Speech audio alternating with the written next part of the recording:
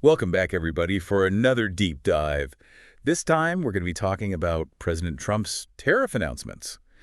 More specifically, what they could mean for the economy and, well, for you and me, for our wallets. That's right, and we're going deeper than the headlines here. You've given us a fascinating mix to work with. Market predictions, investment advice, even a former NBA player's take on the financial world. I know, right? It's a lot to cover. Mhm. But that's what we do here. It's like we're piecing together a puzzle with all these seemingly unrelated things. But when we start to look closer, it reveals a lot about how uh, seemingly isolated events, like what's happening with international trade, can actually have a real impact on our daily lives. Yeah, it's all interconnected in the end, and that's what we want to help you see more clearly in this deep dive. Okay, so before we get into the specifics, let's make sure we're all on the same page. Can you give us like a quick breakdown of what tariffs actually are? Yeah, and why they're causing such a stir? Sure, think of tariffs as like a border tax. Governments use them to make imported goods more expensive, which makes people want to buy local more. Sometimes it's about protecting local industries. Other times it's a strategic move in international relations. Okay, that makes sense. So in this case, we have President Trump imposing a 25% tariff on goods from Mexico and 10% on Canada. So what's the strategy there? Well, the stated goals are to curb illegal immigration and the flow of fentanyl. But there's already some uncertainty around the Mexico tariffs. There's talk of a potential delay following discussions between President Trump and the Mexican president. Oh, okay. So that sounds like it's still pretty fluid. It must be making investors a bit nervous, huh? Well, you'd think so, but the initial market reaction has actually been pretty muted, Hmm? even though there has been some volatility. Really? Why is that? I mean, you'd expect a big policy announcement like this to, send shockwaves through the markets. Some investors seem to be viewing these tariffs as more of a negotiating tactic rather than a long-term policy. Hmm. They're betting that this is all part of a bigger plan and things will eventually settle down. So they're not hitting the panic button just yet. But what are the potential risks if these tariffs do actually become a long-term thing? What are the experts saying about the fallout? There are definitely some serious concerns. We could see inflation. We could even see what economists call a growth shock. Hmm. And it's possible that this could even push both Canada and Mexico into recession. Wow. And the U.S. isn't immune either. Job losses, especially in the industrial heartland, are a real worry. So this could be a ripple effect that could really hurt everyone. Exactly. And then there's the looming threat of an all-out trade war, particularly with China, Oh, which could really destabilize the global trade system and have very unpredictable consequences. okay, so the stakes are pretty high. Let's zoom in a bit and look at how these tariffs could play out in some specific sectors. Let's start with tech. It's an industry that's always in the news, and it seems like it could be really vulnerable to this kind of thing. Absolutely. Think about companies like Amazon. They rely heavily on Chinese imports. So these tariffs could really disrupt their supply chains and squeeze their profit margins. And what about the chip industry? They're already facing challenges with supply chain issues and geopolitical tensions. The chip industry is a perfect example of how interconnected our global economy is. Companies like NVIDIA depend on a complex web of suppliers and manufacturers, many of whom are based in countries that could be affected by these tariffs. We're looking at potentially increased costs for components, production delays, and even a potential slowdown in innovation. But wouldn't this also create some opportunities for U.S.-based chip manufacturers? You know, less competition from abroad could give them a boost, right? Yeah, that's possible. Some domestic companies might see this as a chance to gain market share. But, the overall impact on the industry is still a big question mark. Yeah. And there's definitely the potential for a lot of collateral damage. So tech's facing some serious headwinds here. What about other sectors? How are these tariffs going to affect things like the food we eat and the cars we drive? Right. So let's look at agriculture. We could see price increases on everyday things, even something like avocados, which are largely imported from Mexico. And ultimately, it's the consumer who ends up footing the bill. So our guacamole is about to get a lot more expensive. That's a real-world impact that people will feel right away. Yeah, that's right. And then there's the auto industry. Many car manufacturers have moved production to Mexico to take advantage of lower costs. But these tariffs could actually wipe out those savings and lead to higher prices for both American-made and imported vehicles. And wouldn't that also have a knock-on effect on the housing market? If the cost of materials goes up, new homes will be more expensive, right? Absolutely, yeah. It all ties together. Increased costs for imported lumber, steel, all of those materials. are likely going to lead to higher housing prices, which makes it even harder for people to buy a home. Okay, so we're seeing potential price hikes across the board. And this brings us to a really big question for our listeners. Yeah. How should they be thinking about their personal finances and investing in this environment where there's just so much uncertainty? Well, that's where the story of Evan Turner comes in. He's a former NBA player who transitioned into the world of finance, and he has some valuable insights to share. Okay, and this is where things get really interesting. It does, doesn't it? Mhm. A shocking 70% of NBA players actually face financial hardship after they retire. Think about that. Even people who have reached, the pinnacle of their sport and earned millions of dollars can still struggle with money. That's a really sobering statistic. Makes you realize that financial literacy is so important, regardless of how much money you make. Absolutely, yeah. And Evan's story really highlights this.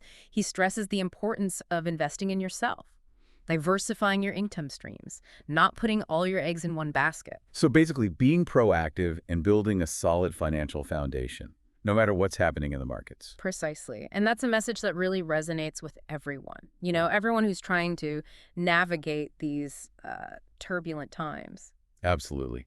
Okay, so we've laid the groundwork here. We talked about tariffs, the economic risks, the importance of financial literacy, but we're just scratching the surface. There's still so much more to explore. Yeah, that's right. In the next part of our deep dive, we'll delve deeper into the global implications of these trade disputes, the emergence of deep-seek technology, and how all of this could impact the future of investing. Stay tuned for part 2. We'll be back with more insights to help you make sense of it all. Welcome back to our deep dive into tariffs and all the Yeah, craziness. we've covered a lot of ground, but there's still so much more to unpack. You know, Going through all of this, all these sources, I keep noticing this strange disconnect. What do you mean? Well, on one hand, you have the way the markets are reacting, which seems almost, I don't know, nonchalant, I guess. But then you have the long-term consequences that a lot of experts are predicting. So, like, the markets aren't really taking these tariffs all that seriously, but we were just talking about the potential for inflation and recession, even a full-blown trade war. Right. It's like Wall Street is thinking, we've seen this movie before, it'll blow over. But I don't know, this time it feels a little different. The stakes seem higher somehow. So why are investors so calm then? Are they missing something? Well, remember that skepticism we talked about earlier? A lot of these investors are basically betting on a last-minute deal, especially with Canada and Mexico. They think it's all just a high-stakes poker game. So they're calling President Trump's bluff. That seems like a pretty risky move. Yeah, it could be, but here's the thing. Even if these tariffs are temporary, that uncertainty they create has a real impact. Businesses hold back on investments, consumers get nervous, and that can really ripple through the whole economy. That makes sense. It's like a Mhm. shock to the system, even if the initial, jolt isn't that bad. Exactly. And one of our sources actually brings up a really interesting question, like, what if these tariffs are actually a distraction? A distraction? From what? Well, this source is suggesting that maybe all this focus on tariffs is actually kind of a smokescreen for, other policy goals that might be, well, a bit more controversial. Interesting. Right. Like some people think it's about generating revenue, for things like infrastructure projects or maybe even offsetting those tax cuts. So tariffs is like a political tool, not just an economic one. Exactly. And it highlights the importance of, not just looking at the surface, but really trying to understand the motivations behind things. Because even if they're unintended, the consequences could be huge. Exactly. All right, let's switch gears for a minute and talk about something that's been making some waves in the tech world, deep-seek technology. Oh yeah, DeepSeek. That's the AI that's supposed to, revolutionize everything. From scientific research to our everyday lives. Right, exactly. So one of our sources, actually a conversation with Bill Gates, shed some light on this. Gates and some other tech leaders believe that DeepSeek is going to be really crucial for staying competitive globally. So whoever leads in DeepSeek development is going to have a big advantage in the future. That seems to be the thinking, yeah. And this is where the trade disputes and all the tariffs get really interesting. Because if those tensions escalate, it could actually hinder the collaboration and information sharing that's needed for DeepSeek to advance. So now it's not just about economic competition. It's about, technological dominance as well. Right. And the stakes are just incredibly high. Whoever masters this tech first could have a significant edge in, well, pretty much everything, from economic growth to even national security. Wow. Are we talking about, a global AI arms race here? Some experts think so, yeah. And these trade tensions could be a big factor in how it all plays out. This is getting pretty intense. So, Yeah. I mean, what does all this mean for people who are just trying to, figure out the tech sector? Like, what should investors be thinking about? Well, honestly, it's a really tricky landscape to navigate right now. Like we've been saying, tech is pretty vulnerable to all these disruptions from tariffs and trade wars. Right, like the impact on companies like Amazon and Nvidia that we talked about before. Right. But at the same time, all this stuff with DeepSeek is creating this whole new world of investment opportunities. Okay, so it's like a high risk, high reward situation. You could definitely say that. It's still early, and Yeah. nobody really knows for sure which companies are going to come out on top in the DeepSeek world. So, I mean, how do you even begin to invest in such an unpredictable environment? I think it boils down to three key things: doing your research, understanding the risks, and really taking a long-term perspective. If you believe in the potential of DeepSeek, investing in companies that are, at the forefront of that could really pay off. But it's crucial to diversify your investments too. Don't put all your eggs in one basket, so to speak. That makes sense. Diversification is always good advice, especially when things are so up in the air. Yeah, absolutely. And remember, investing in yourself, investing in your knowledge is always a smart move. It doesn't really matter what the market is doing. So, investing in knowledge, got it. What does that actually look like in practice, though? Well, think about the skills and knowledge that are going to be in high demand in the future. AI and data science, cybersecurity, even things like sustainable energy and biotech. Those are all areas that are, I think, set to grow a lot. So, if you're thinking about changing careers or just learning something new, those are good areas to check out. Exactly. And it doesn't have to be, going back to school for a degree or anything. There are so many online courses, workshops, all sorts of resources that can help you learn new skills and stay ahead of the curve. Right. So, continuous learning is really the key. Don't let yourself become obsolete, in a world that's changing so quickly. Exactly. Now, let's bring this all back to what we were talking about with the tariffs and trade. Okay, yeah. How does all this tie back to our main topic? Well, one of our sources, a discussion about the ethical questions that come up in a really uncertain economy, has a pretty interesting perspective. Ethics. What does that have to do with tariffs? Well, think about it. As we've seen, the potential consequences of these tariffs, who they'll hurt and how, is pretty complicated. Some people are starting to ask whether it's ethical to support companies or industries that might benefit from all of this, from these trade disputes. I see. So, like, thinking about whether your investment choices are actually aligning with your personal values. Right, exactly. And I don't think there are any simple answers here. It really comes down to, I think, personal reflection, weighing those potential benefits against the downsides. So, how do you even start to think about this kind of ethical dilemma? The source we're looking at suggests a balanced approach. It's not about, pulling out of everything or feeling guilty about every purchase. I think it's about making informed choices and supporting companies that you believe in whenever you can. And using your voice, too, to advocate for change when you think it's necessary. Okay, so it's about being conscious and intentional, not trying to be perfect. Yeah, exactly. And remembering that a lot of people are thinking about these same things, these ethical concerns. It's important to have honest conversations about them. So, find your community. Find like-minded people who are trying to figure it out, too. Exactly. Now let's look at another potential impact of these tariffs. This one's a little different. Okay, what's that? Well, one of our sources talks about real estate, and specifically something called REITs, which stands for Real Estate Investment Trust. REITs. I'm not really familiar with that. What are they? And how do they connect to this whole tariff situation? Think of REITs as basically companies that own and operate properties that make money. They're a way to invest in real estate without having to go out and actually buy property yourself. Okay, so REITs 101, I got it. But I still don't see how they're affected by tariffs. Right, so the source highlights a particular REIT called Welltower, and they focus on, get this, senior care facilities. Senior care facilities, that seems really specific. It is, but it's also a growing market. As the population gets older, the demand for senior care is only going to go up. That makes sense. So where does Welltower fit into all of this with the tariffs? The argument is that Welltower could actually benefit from the economic, turmoil that tariffs could cause. Benefit? How? So when the economy gets shaky, investors tend to flock to investments that feel more stable and predictable. And, healthcare, especially for seniors, is considered relatively recession-proof. Right, because even if the economy tanks, people are still going to need healthcare, no matter their financial situation. Exactly. And that could drive investors towards REITs like Welltower that are in a good position to capitalize on that growing demand. Interesting. So it's about finding those opportunities even in a really challenging economic environment. That's right. And it also shows how important it is to consider a bunch of different investment options, even ones that might seem kind of counterintuitive at first. Makes sense. And speaking of real estate, one of our sources brought up the classic debate, renting versus buying a home. The age-old question. How does that tie into what we're talking about here? Well, if, like we've been saying, tariffs could cause prices to go up across the board, that could make it even tougher to save up enough money for a down payment on a house. Oh, absolutely. If you're dealing with inflation and your money just isn't going as far, owning a home could get further and further out of reach for people. So is renting the better choice then in this kind of economy? I don't think it's that simple.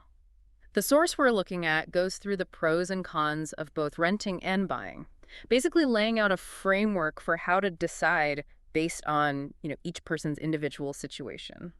Okay, so let's break that down a bit. What are some of the key things to consider when making that decision, especially with all this uncertainty in the economy? Well, affordability is obviously huge. The tariffs could lead to higher prices on everything from groceries to, like we were talking about, building materials. That affects both rent and the cost of buying a home. So it's important to really assess your budget and what you can afford. Right, no matter what, crunching the numbers is key. What else should we be thinking about? Flexibility is another big one. Renting gives you more freedom to move around, change jobs, which can be a big plus in a volatile economy. But owning a home gives you more stability and, of course, the chance to build equity over time. So it's a trade-off then. Stability versus flexibility. Yeah, and you have to figure out what makes sense for your situation and your goals. Yeah. Exactly. What about location? I feel like that's always a big factor too. Absolutely. If you're thinking about buying, you'll want to look for areas that are less likely to be affected by any economic downturns, places where property values tend to hold steady. Makes sense. Do your homework and pick a location that's resilient. Right. And it's also a good idea to think about any potential changes in your lifestyle, too. If you're planning on having kids or might change jobs soon, those are things that could impact your decision. Right. Think about the big picture. Look at your situation now and where you want to be in the future. Exactly. Don't just react to what's happening in the market. Make informed decisions. Now, let's zoom out again and look at the overall market reaction to all this stuff with the tariffs. You mentioned volatility before. Are we starting to see any signs of real panic? Not quite panic, but there's definitely some anxiety and uncertainty in the air. We have seen some sell-offs, especially in, the tech and industrial sectors, the Mhm. ones that are more exposed to trade disruptions. But haven't some sectors actually done better because of all of this? Oh, absolutely. We touched on this a little earlier, but those kind of defensive sectors like healthcare and consumer staples, those tend to perform better when the economy is shaky. Investors see them as a safe haven. So it's like a seesaw. Some sectors go down, others go up. Yeah, you could say that. But it's important to remember that the markets can be really unpredictable, and what happens in the short term doesn't always reflect what's going to happen over time. Right. Try not to get caught up in the day-to-day drama. Yeah. Keep your eye on the long term. Exactly. Now, there's another development here that I think is really interesting. What's that? One of our sources was talking about this weird thing that happened with cryptocurrency. Bitcoin actually had a little rebound after the tariffs were announced. Some people think it might be a sign that investors see it as a safe haven. Bitcoin, a safe haven. That seems strange. Isn't Bitcoin known for being like really volatile? It is, yeah. But the thinking here is that when you have all these trade tensions and economic uncertainty, some investors might be turning to Bitcoin because it's decentralized. It's potentially less vulnerable to the forces that affect traditional markets. So it's a flight to safety, but in the digital world. Exactly. It just shows how these geopolitical events can have all sorts of unexpected consequences in all kinds of places. Right. So stay aware of all those connections and keep an eye on how things happening globally might affect, well, everything. Precisely. Okay, let's move on to another aspect of all this that I think is really fascinating. Either way. One of the sources was talking about the effect that all this could have on investor psychology. Investor psychology. Yeah. What do tariffs have to do with how we feel? Well, the idea is that all this uncertainty and the potential for, really big economic disruptions can trigger a lot of anxiety and fear for people who are investing their money. Okay, that makes sense. I guess it comes down to trying to stay calm and not let your emotions make decisions for you. Yeah, exactly. Stick to your plan, do your research, and try not to get swept up in the hype or the panic for that matter. Easier said than done, I think. It can be, but there are things that can help. Like one of the sources suggested actually visualizing your financial goals. Literally picture yourself achieving them. It can help you stay focused on the bigger picture. That's a good idea. Helps you remember why you're doing this in the first place. Right. And, there's no shame in getting help from a professional either. A financial advisor can give you objective advice and help keep you on track, especially when things get really emotional. So find that voice of reason to help you through the roller coaster ride of investing. Exactly. All right, let's move on to another really important part of all of this. How to protect yourself from scams and shady practices. Yeah, that's crucial. How can people make sure their money is safe, especially in this kind of environment? Well, one of our sources points out this disturbing trend, basically that scammers and predatory lenders are more likely to try to take advantage of people when there's economic uncertainty, when people are anxious and maybe more vulnerable. Wow, that's terrible. Preying on people when they're already stressed. So what are some signs to watch out for? Always be careful if you get offers that just sound too good to be true. Or if someone's using really high pressure tactics to try to get you to buy something. And never give your personal financial information to someone you don't know. So basically, trust your gut and be cautious. Exactly. And you can also be proactive. Learn about the common scams and shady practices out there. There are organizations like the Consumer Financial Protection Bureau. They're a great resource for this kind of thing. Right, we talked about them earlier, the CFPB, they're all about protecting consumers. Absolutely. And make sure you're checking your bank accounts and credit card statements regularly too. Look for anything suspicious. Okay, so be vigilant and proactive. Precisely.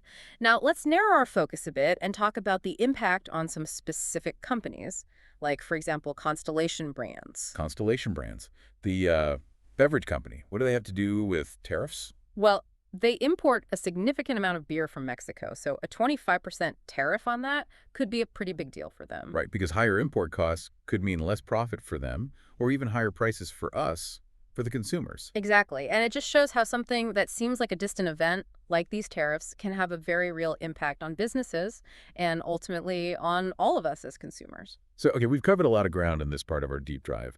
As we start wrapping things up, what are the key takeaways that you think our listeners should be thinking about? Well, I think the biggest message here is that we live in a complex and interconnected world. Economic policies, technology, what's happening on the geopolitical stage, it can all have huge consequences. So it's crucial to stay informed, be flexible, and make decisions that support your long-term goals and your values. Right, so be curious, do your research, and don't be afraid to ask questions. Exactly. And for those of you listening, here's something to think about. If tariffs become a prominent part of the global economy, which industries or sectors do you think will be affected the most? And how might it change the future of how we trade with other countries? That's a really good question. And make sure you join us for the third and final part of this deep dive, where we'll be talking about some potential strategies for investing during these uncertain times. Yeah, we'll also be taking a closer look at the psychology of investing and how to avoid some common traps that can really sabotage your success. It's a conversation you won't want to miss. We'll see you then. And we're back for the final part of our deep dive exploring, well, a lot. We've talked about the potential impacts of tariffs on the global economy, on different sectors, and even on how we think and feel about our money. Right. And now we want to focus on what you, the listener, can actually do, how to navigate all of this, especially when it comes to your own finances. Yeah, because after all that talk about trade wars and the market going up and down, I bet people are looking for some practical advice. How to protect what they have and make it grow. Absolutely. And one thing that keeps coming up in all of these sources is this idea of financial literacy. Okay, but what does that even mean, really? It's one of those phrases that gets thrown around a lot, but I think people want to know, like, what are the actual steps they can take to, get better with your money? It's about mastering the basics. Things like budgeting, saving, investing, understanding debt, and planning for the future. The more you know about all of that, the more confident you'll be when making any financial decision. So it's about taking control, not just hoping for the best. Exactly. And it's never too early, or too late for that matter, to start. Remember Evan Turner's story? I think that's a great illustration of this point. Definitely. The fact that so many NBA players end up struggling financially after they retire, it's a wake-up call. It tells you that financial literacy matters no matter how much money you make. Right. Ever's story shows how even someone who achieves incredible success can stumble when it comes to money. And he really emphasized having a plan, diversifying your income, and not relying on just one thing, like building a strong foundation. Exactly. And that's a message that's relevant to everyone, especially with all the uncertainty in the economy right now. So let's get into some actionable steps here. What can people actually do starting today? One strategy that I found really interesting was this stacking method. Connor Anderson, the real estate investor we talked about earlier, he uses this. So yeah, Connor's story is a great example of, well, being creative and building wealth over time. For anyone who missed that, can you give us a quick rundown of what stacking is all about? Basically, it's a strategic way to do house hacking. Connor started small, renting out rooms in his own house to help pay his mortgage. Then he gradually moved up to a duplex, then a 4-unit building. He was stacking his properties, using the rental income to grow his portfolio. So you're using real estate to create multiple streams of income. Exactly, and it's something anyone can do, even if you start with just a single-family home. Okay, let's talk about investing in this kind of climate. We've got all this uncertainty with tariffs, the global economy. What's the best approach for people who are trying to grow their wealth? We've said it before, but it bears repeating. Diversification is key. Don't put all your eggs in one basket. Spread your investments across different asset classes. That helps reduce the risk. Okay, that makes sense. But where should people be looking to diversify?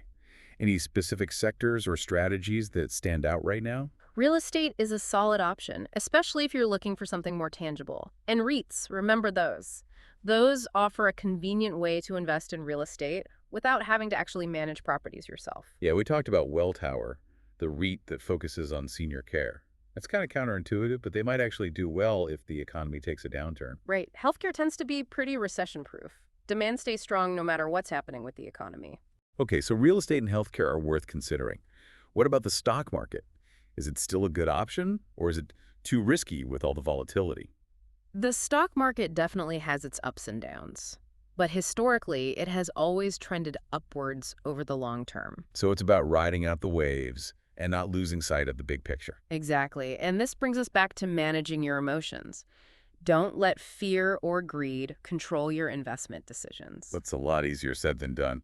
Any tips on how to stay calm when the market is going crazy? One of our sources recommended actually visualizing your financial goals.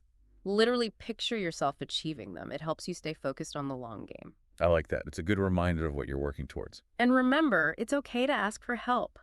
A financial advisor can give you unbiased advice and help you stay on track, especially when things get emotional. Speaking of protecting your finances, we also talk about scams and predatory practices. Those things can become more common when there's economic uncertainty. Unfortunately, yeah. Scammers tend to take advantage of people when they're feeling anxious or vulnerable. So what can our listeners do to protect themselves? If something sounds too good to be true, it probably is. Be cautious of high-pressure sales tactics and unsolicited offers. So trust your instincts and don't be afraid to say no. Exactly. And never give your personal financial information to someone you don't know and trust. We also mentioned the Consumer Financial Protection Bureau, the CFPB. They're a great resource for information about scams and consumer protection. Absolutely. They can help you stay informed. And of course, always check your bank accounts and credit card statements regularly. Look for anything that seems unusual. Be vigilant, be proactive. Exactly. So as we wrap up our deep dive, I want to leave you with a thought that really stuck with me. I'm listening. One of the sources we looked at, it was a discussion about ethical consumption and investing, reminded me that it's not just about making money. It's about making a difference. So like making sure your financial decisions align with your values. Right. Think about the impact of your choices. Support businesses that are doing good things. Invest in companies that are making a positive impact. Use your money as a force for good. I love that. Yeah. It's a reminder that we all have the power to shape the world, not just through what we do, but also how we spend and invest our money. Exactly. So as you navigate all of this, the tariffs, the trade wars, the ups and downs of the economy, remember that you have choices. You can make decisions that align with your values and contribute to a better future. That's a great way to end our deep dive. Thanks for joining us. We hope this conversation has been helpful. Stay informed, stay engaged, and keep learning. This is The Deep Dive, signing off.